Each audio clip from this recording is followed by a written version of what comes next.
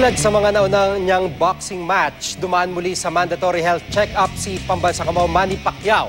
Maka-time out muna tayo kay Connie Sison.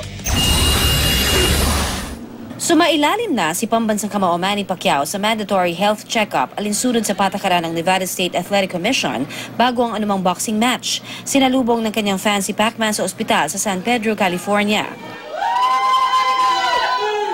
Tuwang-tuwa naman pati ang mga medical staff. Thank you. We're gonna be rooting for you. Unang sinuri ang mga mata ni Pacquiao. Okay naman.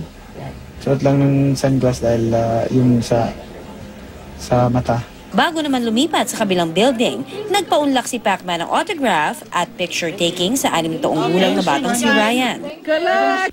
Si good boxer? Yes. Matapos ang eye check-up, blood workup at electrocardiogram naman ang sunod na ginawa kay Manny. So today he'll just be doing his general blood work, a physical that's required by the state of Nevada, an application for the state of Nevada, and also eye dilation by an ophthalmologist. Ipadadala sa Las Vegas ang resulta ng eksaminasyon kay Pacquiao.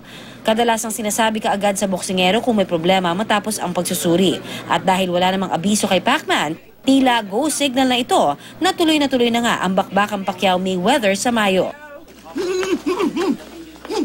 Sa ngayon, puspusan pa rin ang training ni Manny. Naisingit pa niya sa kanyang schedule ang formal na pagbili sa isang mansyon sa Beverly Hills, California.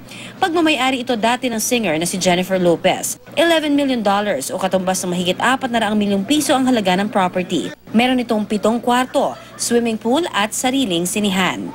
Mula rito sa Los Angeles, California, Connie Sison, nakatutok 24 oras.